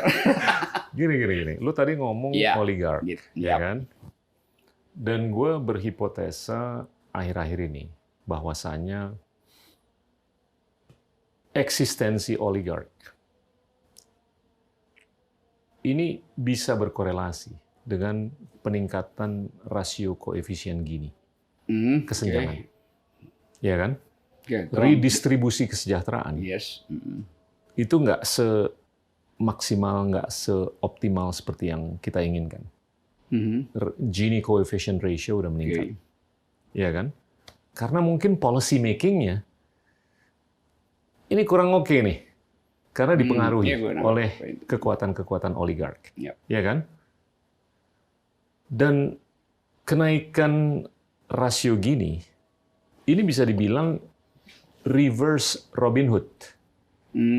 Kalau Robin Hood itu kan orang miskin yang nyolong dari yang kaya. Tapi ini kalau menurut gue reverse Robin Hood. Yang kaya ini semakin menggerus kesejahteraan orang yang lebih miskin. Nggak unik di negara-negara berkembang aja, tapi di negara maju juga. Bahkan di Amerika Serikat, di Tiongkok, di Eropa Barat, itu koefisien rasio Gini koefisiennya tuh meningkat. Bahkan Tiongkok dan Amerika Serikat tuh hampir mencapai 50. Di Indonesia 37, 38. Cukup tinggi. Nah ini gimana nih? Apalagi dengan COVID. COVID ini kan hampir pasti akan membuahkan deselerasi pertumbuhan ekonomi. Semakin pertumbuhan ekonomi turun atau menurun, semakin sulit untuk kita meredistribusikan kesejahteraan ke orang yang paling di bawah. Semakin konyol kan? Nah ini gimana nih? Yang pasti kita akan bisa ngelihat ujungnya COVID ini mungkin 2 tahun lagi lah. Setelah herd immunity itu tercapai, 70% dari populasi harus divaksin.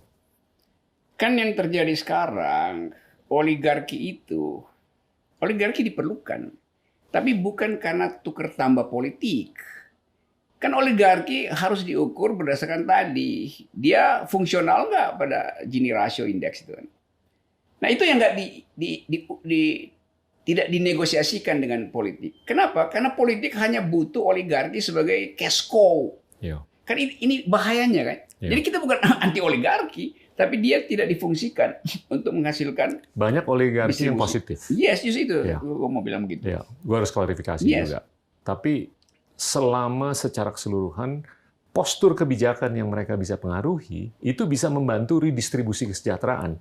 Gue sih oke-oke aja. Tapi ini nggak kejadian nih. Ya, itu yang mesti fair diselesaikan di dalam satu forum publik. Bukan dengan kasakusuk. Jadi yang sekarang oligarki yang sekusuk.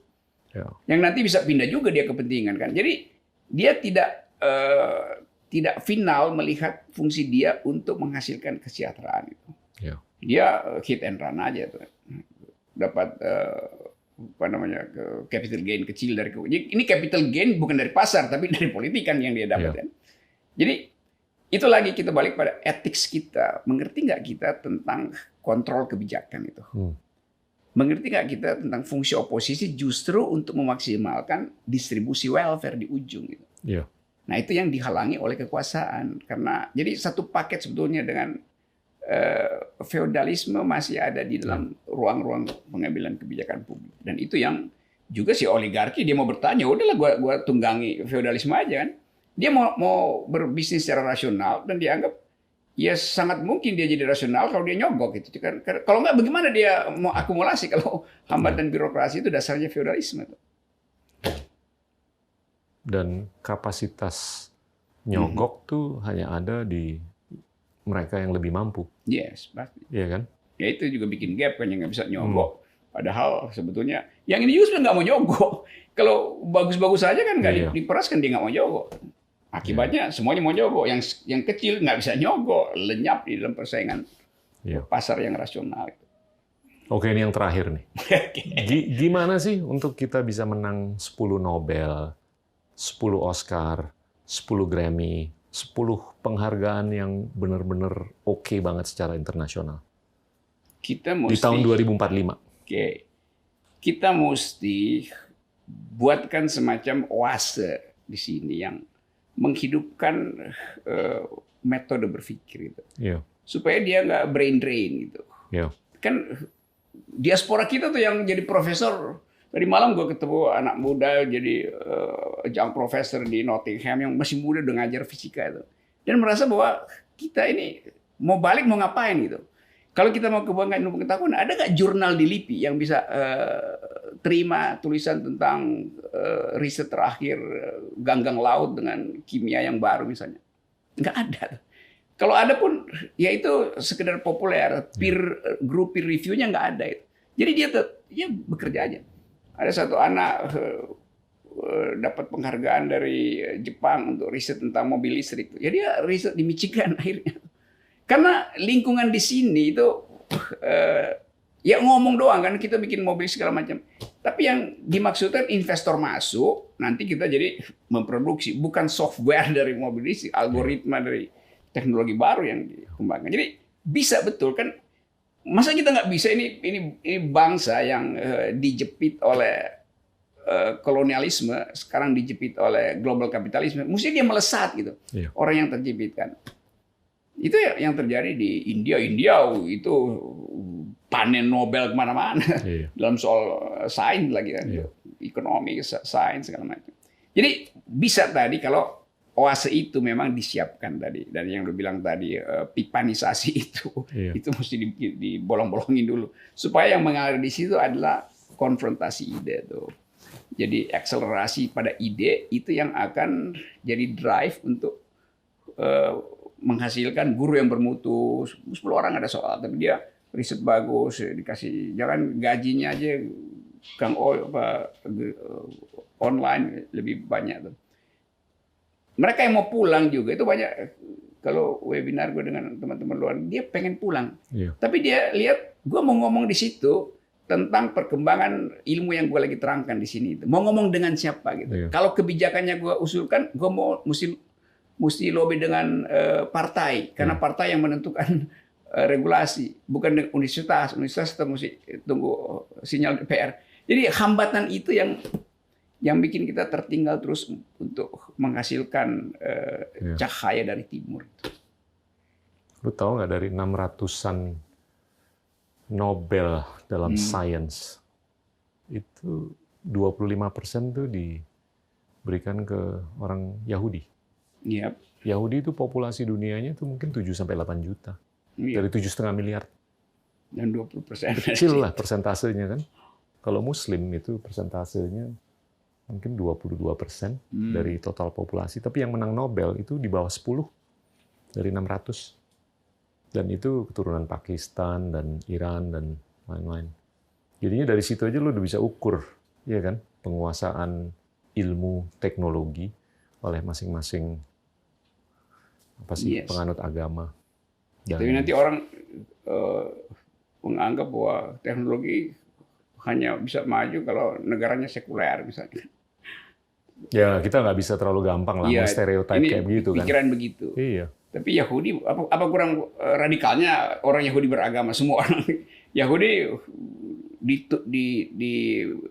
dikondisikan untuk hidup dalam komunitas agama. Iya. Tapi dia dapat Nobel di bidang ilmu pengetahuan kan.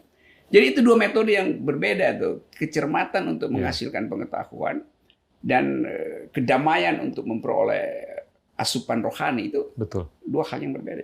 Tapi kalau gue baca ya di buku-buku tuh sampai mungkin 200-300 tahun yang lalu tuh orang Yahudi itu dibiasakan untuk belajar dari Torah. Tapi semenjak 200-300 tahun yang lalu mereka dianjurkan, dididik untuk belajar buku-buku pengetahuan. Nah itu mengubah sehingga mereka lebih bisa berpengetahuan. balik lagi ke topik awal tadi, gimana nih untuk orang Indonesia bisa lebih berbudaya baca? Oke, Iya kan? depan kita set up Iya. Gita Wirjawan Leadership School. Ada pesan terakhir, bro? Pesan akhir untuk 2045 Indonesia? 2045 itu wilayah yang memungkinkan kita dijebak oleh teknologi. Bukan kita dijebak oleh teknologi. Dan kompetisi itu udah sangat tajam sekarang. Upaya untuk pergi siapa lebih dahulu bikin talk show di ruang angkasa misalnya kan sudah orang bayangkan. Sementara kita masih sibuk dengan mengatur threshold partai politik. Kan itu udah jauh macam-macam. Jadi lakukan kontra paradigm. Nah itu kira-kira positif kalimat terakhir. Lakukan kontra paradigm. Dan bangun oase. Oase kontra paradigm. Yes. Siap. Thank you, bro. Terima kasih, bro kita. Teman-teman, itulah Rocky Gerung, guru filsafat di berbagai lembaga pendidikan. Terima kasih. Inilah Endgame.